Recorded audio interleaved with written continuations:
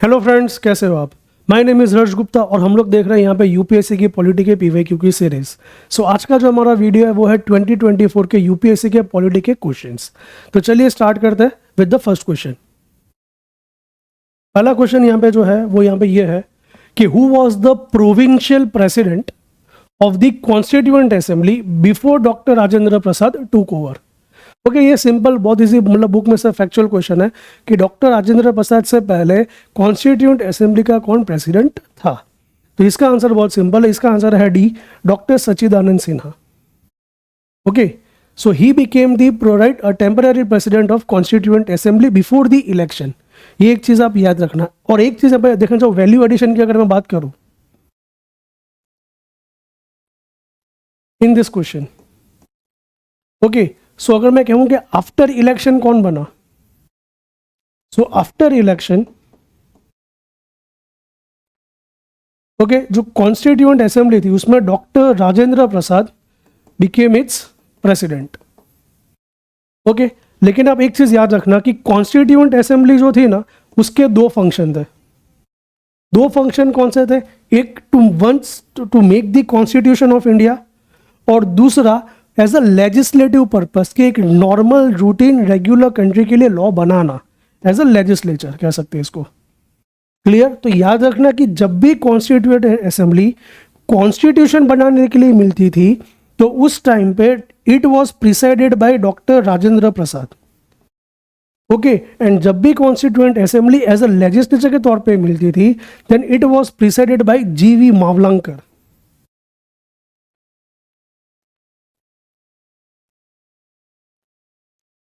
Okay, तो if आपको exam में ये पूछेंगे शायद फ्यूचर में कि who used to preside the constituent assembly when they used to meet for a normal legislature purpose, इसका आंसर आएगा जीवी मावलंकर। और ये जो जीवी मावलंकर है वो इंडिया के फर्स्ट स्पीकर भी है, फर्स्ट स्पीकर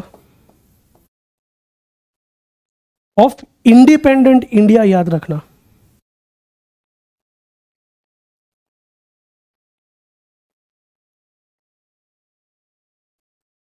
क्लियर? सो जीवी Mavalankar is the first speaker of independent India. Clear है? तो ये है क्वेश्चन के कुछ की टेक अवेज। क्लियर है? चलिए बढ़ते हैं नेक्स्ट क्वेश्चन पे।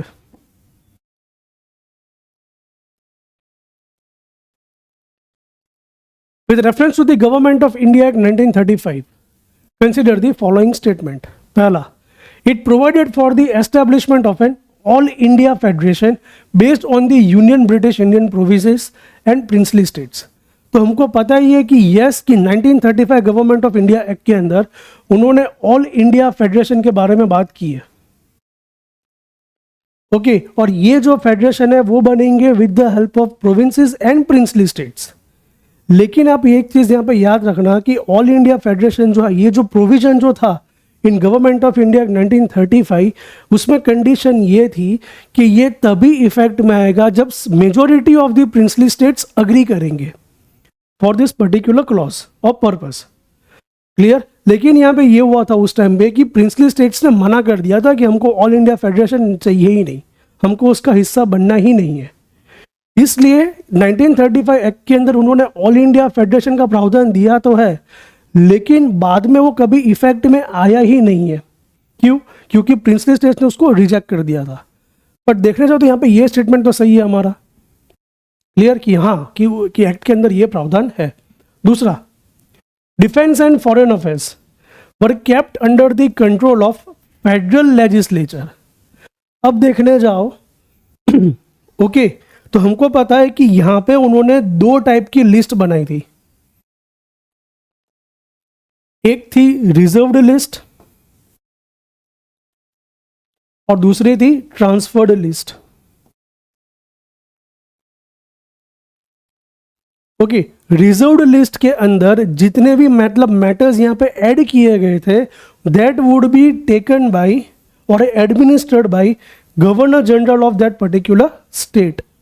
एंड ट्रांसफर्ड लिस्ट के अंदर जितने भी सब्जेक्ट्स अंदर ऐड किए गए थे that would be administered by right state legislature. Clear?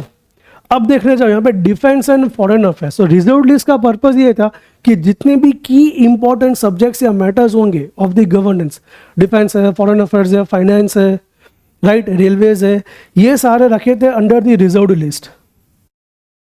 Clear है? तो देखो यहाँ पे क्या लिखा है कि डिफेंस एंड फॉरेन अफेयर्स वो kept under the control of the federal legislature. नहीं, it was kept under the governor general, not federal legislature.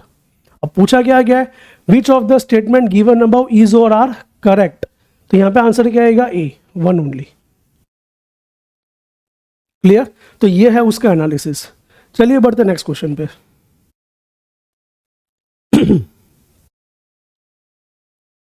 As per Article 368 of the Constitution, the Parliament may amend any provision of the Constitution by way of addition, repeal, variation and repeal. Right? तो यहाँ पर yes, इसका answer D आता है। ये बहुत straight forward basic question और ये पीवाईक्यू में भी आ चुका है। क्लियर? कि पार्लियामेंट कॉन्स्टिट्यूशन को अमेंड कर सकता है बाय वे ऑफ एडिशन, कि कोई भी नई चीज़ यहाँ पे अंदर ऐड कर सकते हैं, या अंदर जो ऑलरेडी एग्जिस्टिंग चीज़ें हैं उसमें कुछ चेंजेस कर सकते हैं, या फिर अंदर जो कोई चीज़ है उसको हम लोग वहाँ से उसको बाहर निकाल भी सकते हैं। क्लियर? इसका आंसर बहुत सिंपल, इसका आंसर आएगा डी, 1, 2 and 3।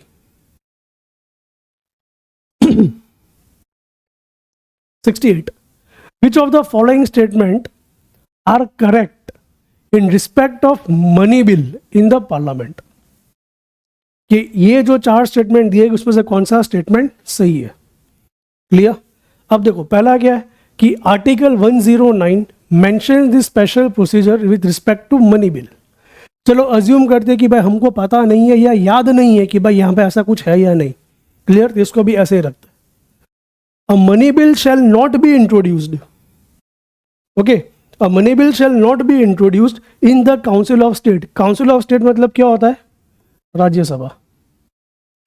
ओके, तो यस हमको पता ही है कि मनी बिल जो है वो इंट्रोड्यूस होगा सिर्फ और सिर्फ लोकसभा में and not in Rajya Sabha. So by this statement number 2 is correct. Clear? बाद में देखने जाओ। तो देखो अगर स्टेटमेंट नंबर 2 सही है तो यहाँ पर देखो ऑप्शन डी जो है वो ऑटोमेटिकली यहाँ पे निकल गया। क्लियर? अब देखते हैं। The Rajya Sabha can either approve the bill or suggest changes but can not reject it. Yes, money bill के रिगार्डिंग वी नो कि राज्यसभा हैज लिमिटेड पावर, वो अंदर चेंजेस सजेस्ट कर सकता है, राइट, लेकिन उसको वो बिल्कुल रिजेक्ट नहीं कर सकता है। यस, तो ये स्टेटमेंट भी सही है। ओके, तो देखो अब यहाँ पे 2 और 3 सही आ रहा है। तो देखो यहाँ पे ऑप्शन ए जो है वो ऑटोमेटिकली निकल जा रहा है। अब आप देखोगे तो यहाँ पे बी और सी बचा, तो यहाँ पे स्टेटमेंट 4 तो बाय डिफॉल्ट वो रॉन्ग ही होगा, है ना। तो हमको एग्जाम में ऐसे ही यूज करना है एलिमिनेशन टेक्निक। क्लियर? चलो पढ़ते हैं एटलीस्ट कि स्टेटमेंट 4 है क्या। Amendments to a money bill suggested by Rajya Sabha have to be accepted by Lok Sabha. नहीं, लोकसभा के ऊपर ये मैंडेटरी नहीं कि उसको एक्सेप्ट करना है, वो रिजेक्ट भी कर सकती है। अब अगर बात करूँ स्टेटमेंट नंबर 1 की, हमको इतना पता है कि आर्टिकल 108 जो है it talks about money bill. Article 110 it talks about the annual financial statement, that is budget, and budget is also one kind of money bill, right. तो 108 जो है वो स्पेसिफिकली बात करता है मनी बिल, 110 बात करेगा बजट, तो उसके बीच में ही कहीं ना कहीं स्पेशल प्रोसीजर होंगे with respect to money bill. Yes, तो बाय दिस लॉजिक ऑल्सो ये स्टेटमेंट जो है वो सही है। तो इसका आंसर आता है सी, 1, 2 and 3। Clear friends? चलिए बढ़ते नेक्स्ट क्वेश्चन पे।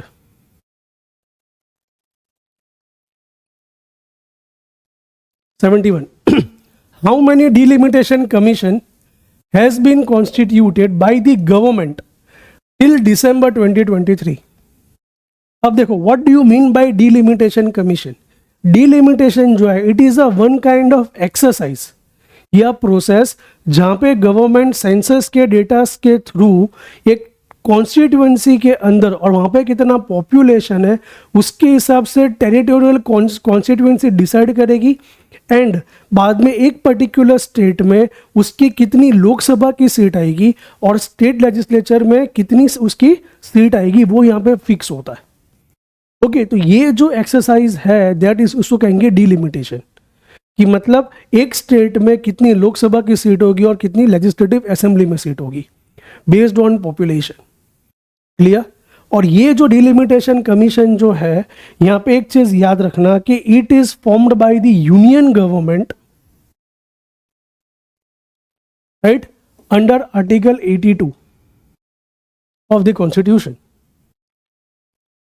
Okay, so delimitation commission जो है, it is a one kind of constitutional body, and ये जो delimitation commission है वो हर बार, right, वो एक पहले गवर्नमेंट का एक्ट आएगा एंड बेस्ड ऑन एक्ट ये कमीशन यहाँ पे फॉर्म होगा।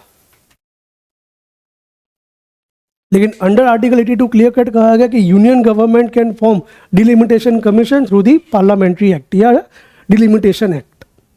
ओके, और अभी तक जो डिलिमिटेशन कमीशन है वो सिर्फ और सिर्फ 4 बार यहाँ पे फॉर्म हुई है टिल नाउ। ओके, ये 4 बार कब? सबसे पहले फॉर्म हुआ था 1952 के अंदर, followed by 1962, followed by 1972 and बाद में लास्ट फॉर्म हुआ था 2002 के अंदर। 2002 के बाद कभी भी ये कमीशन फॉर्म हुआ ही नहीं है। ओके, एंड हाल ही में मतलब सेंट्रल गवर्नमेंट ने ये कहा है कि बाय 2026 वो फिर से एक बार डिलिमिटेशन कमीशन बनाने का मतलब वो प्लान कर रहे हैं, विच will be based on 2011 census. Ideally देखने जाओ तो ये कमीशन 2021-22 में बन जाना चाहिए था, लेकिन उस टाइम पे पेंडेमिक था एंड बाद में कुछ डिलेज हुए, उसकी वजह से ये चीज़ डिले हो गई थी। और गवर्नमेंट ने ये बोला कि we are planning to form a delimitation commission by 2026 which will be based on 2011 census, but अभी तक ये बना नहीं है। सो टिल नाउ अभी तक सिर्फ ये 4 बार ये कमीशन बना है, 52, 62, 72 एंड 2002। क्लियर? चलिए बढ़ते नेक्स्ट क्वेश्चन पे। 72, the Constitution 71st Amendment Act 1992 amends the 8th schedule to include which of the following languages। अब हमको पता है कि यहाँ पे जो 8th schedule जो है it talks about the official language।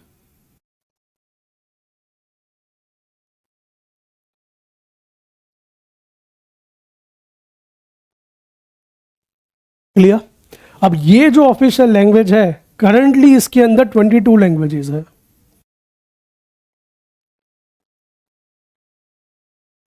Clear? और यहाँ पे टाइम टू टाइम यहाँ पे ऐड किए गए हैं लैंग्वेजेस। ओके, सो ये फैक्चुअल स्टेटमेंट है। 19 as per 71st amendment act उस टाइम पे कोंकणी, मणिपुरी एंड नेपाली ये 3 लैंग्वेज ऐड की गई थी through 71st constitution amendment act. Clear? जबकि ये जो मैथिली है it was added through 92nd constitution amendment act. Okay, 2002, 2003। Okay, तो इसका आंसर आएगा ए, 1, 2 एंड 3 ओनली। क्लियर? चलिए बढ़ते नेक्स्ट क्वेश्चन पे। 74, which of the following statements are correct about the Constitution of India? पहला, powers of municipalities are given under part 9A of the Constitution। Yes, कि part 9 it talks about panchayat। Okay, 9A is talks about municipalities and 9B talks about the tribunals। Clear? फिर यहाँ पे जो बोल सकते हो कि second statement, emergency provisions are given under part 18 of the Constitution। Yes, ये स्टेटमेंट भी सही है। And third, provisions related to the amendment of the constitution is in part 20। Yes, ये स्टेटमेंट भी सही है। फैक्चुअल स्टेटमेंट है, यहाँ पे कोई एक्सप्लेनेशन आता है नहीं, तो इसका आंसर क्या आएगा? D, 1, 2 and 3। Clear? Okay, which one of the following statement is correct as per the constitution of India? चलिए देखते हैं। First, interstate trade and commerce is a subject under the state list। But obvious है यार कि अगर 2 state के बीच में कोई ट्रेड या कॉमर्स है तो वो स्टेट लिस्ट का पार्ट तो होगा ही नहीं, it will be a part of union list, not state list. तो ये तो हो गया wrong. Clear? Again inter state migration, वो क्या बोला है, is under the state list, नहीं, again it's under the union list, तो ये भी हो गया गलत। See, inter state quarantine is a union subject under the union list, और यस हमने ये कोविड के टाइम पे देखा है, right, so it is correct. And देखो D, corporation tax is a state list, नहीं, corporation tax is a part of union list. Clear, तो इसका आंसर आएगा सी। ओके, इजी क्वेश्चन था और लॉजिकल क्वेश्चन था ये। क्लियर, चलिए बढ़ते नेक्स्ट क्वेश्चन पे।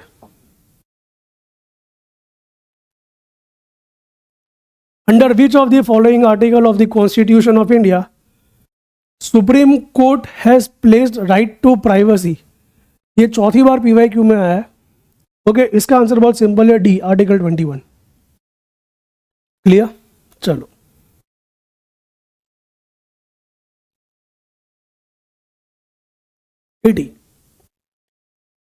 Right, following statements about the ethics committee in the Lok Sabha. Ethics committee, right, याद रखना कि ये वापिस PYQ में आ चुका है। ओके, तो ये दूसरी या तीसरी बार रिपीट हुआ regarding ethics committee. Okay, I think previous years में ये ऑप्शन था एथिक्स कमेटी का एक, right, it was a part of one of the option जब उन्होंने कमेटी के बारे में पूछा था। क्लियर, तो उन्होंने वही ऑप्शन में से हमें क्वेश्चन मार दिया, क्या आएगा, ethics committee in the Lok Sabha. पहला, initially it was an ad hoc committee, yes, only a member of the Lok Sabha can make a complaint relating to the unethical conduct of the member. अब देखने जाओ यहाँ पे क्या लिखा है, only a member of the Lok Sabha can make a complaint, नहीं, अगर ये एथिक्स कमेटी है मतलब कहना इसे, it is talking about the conduct or behaviour of a particular member of the parliament or the member of the Lok Sabha. तो यहाँ पे ये जो एथिक्स कमेटी है वो सिर्फ और सिर्फ मेंबर के कंप्लेंट्स पे नहीं, बल्कि अगर कोई मीडिया रिपोर्ट्स है या किसी के ऊपर मतलब किसी ने और किसी पर्सन ने एलिगेशंस लगाए हैं तो वो उसके ऊपर भी मतलब जो है वो रिसर्च बोल सकते हो कि क्या बोलेगा वो, कि वो एक टीम बना के उसके ऊपर इन्वेस्टिगेशन करेगी कि ये जो एलिगेशन या चार्जेस लगे वो सही है या नहीं। तो सिर्फ और सिर्फ उसके रिगार्डिंग कंप्लेंट इशू करेंगे वो तो यहाँ पे हो जाएगा गलत। एंड देखो सिंपल एक एलिमिनेशन निकालता हूँ, स्ट्रेट फॉरवर्ड मेरा यहाँ पे आंसर आ गया 1 and 3 ओनली। तो अगर मेरे को फर्स्ट स्टेटमेंट भी नहीं पता है, राइट, तो फिर भी मतलब मैं ये क्वेश्चन को सॉल्व कर सकता हूँ। तीसरा, this committee can not take up any matter which is sub judice, मतलब यस वो तो सही होगा ना कि अगर कोई मैटर कोर्ट में पेंडिंग है तो वो मैटर को हम लोग छेड़ेंगे ही नहीं, और उसको क्यों नहीं छेड़ना है, simple, there is a separation of power. Clear, इसका आंसर आएगा सी 1 and 3 ओनली।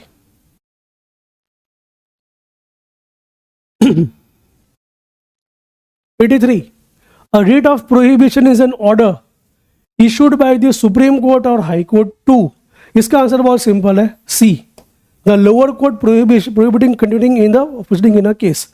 हमको पता है कि writ of prohibition is issued by the higher court, that is Supreme Court or High Court, to the lower courts for prohibiting या restricting their jurisdiction। इधर तो ये स्ट्रेट फॉरवर्ड क्वेश्चन था और इजी वन था, इसका आंसर आएगा सी।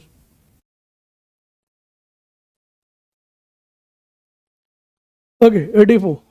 Consider the following statement. It is the governor of the state who recognizes and declares any community of this as a scheduled tribe. Okay, scheduled tribe के हम लोग previous years में भी हम लोग क्वेश्चन सॉल्व कर चुके, हमको इतना पता है कि शेड्यूल्ड ट्राइब को डिक्लेयर करने का अधिकार, right, it is not with the governor. Okay, यहाँ पे president has the power to declare any tribe as a scheduled tribe, not governor. और प्रेसिडेंट को भी ये जो पावर है वो दिया जाता है अंडर आर्टिकल 342। ओके, तो यहाँ पे स्टेटमेंट नंबर 1 जो है वो हो जाएगा गलत। A community declared as a scheduled tribe in a state need not be so in another state, कि अगर मतलब कोई स्टेट में एक शेड्यूल्ड ट्राइब है तो जरूरी नहीं है कि मतलब वही ट्राइब किसी और स्टेट में शेड्यूल्ड ट्राइब का दर्जा उसके पास हो। क्लियर, एंड यस ये स्टेटमेंट सही हो सकता है, राइट। आप एक प्रैक्टिकली सोचो कि अगर कोई नॉर्थ ईस्टर्न ट्राइब है तो वो नॉर्दर्न स्टेट में या वेस्टर्न स्टेट्स में, राइट, वो शेड्यूल्ड ट्राइब नहीं होगी शायद, या वो ट्राइब ही नहीं होगी ये स्टेट में। ओके, तो बाय दिस ये स्टेटमेंट यहाँ पे सही है। पूछा क्या गया है, कौन सा स्टेटमेंट यहाँ पे करेक्ट, इसका आंसर आएगा बी 2 ओनली। Clear friends? चलिए बढ़ते नेक्स्ट क्वेश्चन पे।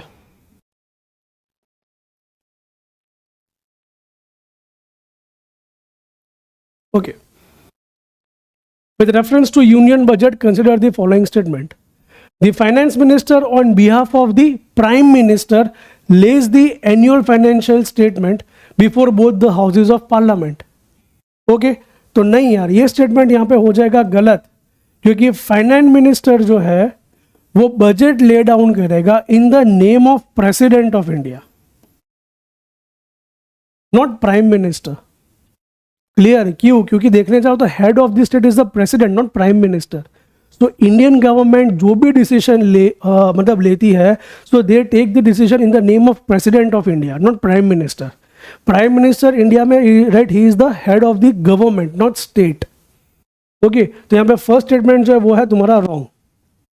Eight the union level no demand for grant can be made except on the recommendations of the president of India.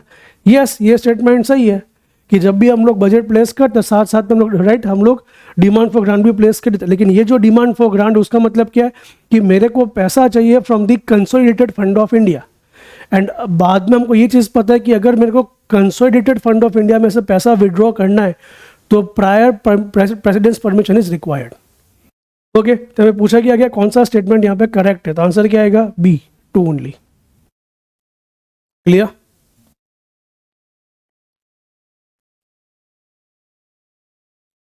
Okay, 93. With reference to the Speaker of the Lok Sabha, consider the following statement. While any resolution for the removal of the Speaker in the Lok Sabha is under consideration, उसका मतलब कि जब भी speaker का removal resolution, right, वो लोकसभा के अंदर है प्रोसीडिंग में, तो उस टाइम पे स्पीकर यहाँ पे क्या क्या चीज़ें कर सकता है? पहला, he or she shall not preside. Yes, speaker उसको प्रिसाइड नहीं करेगा। ओके, तो उसको प्रिसाइड कौन करेगा? Deputy speaker. तो ये स्टेटमेंट तो सही है। दूसरा, he or she shall not have the right to speak. Shall not have, नहीं, right, you always have a right to speak ना, कि आपको अपना क्लैरिफिकेशन देने का अधिकार है। एंड देखने जाओ, it is a basic principle of natural justice. तो बस स्टेटमेंट नंबर 2 तो तुम्हारा यहाँ पे गलत है। सो देखने जाओ, अगर मैं 2 को भी एलिमिनेट कर देता हूँ ना, स्ट्रेट फॉरवर्ड आंसर आ गया A1 ओनली। थर्ड क्यों बोला? देखो थर्ड में क्या लिखा है? He or she shall not be entitled to vote on the resolution in the first instance. नहीं, speaker is the member of the house, तो speaker can vote in first instance, right, वो यहाँ पे casting vote नहीं डालता है। Clear है? तो यहाँ पे स्टेटमेंट नंबर 3 भी हो जाएगा गलत। तो आंसर क्या आएगा? A1 only.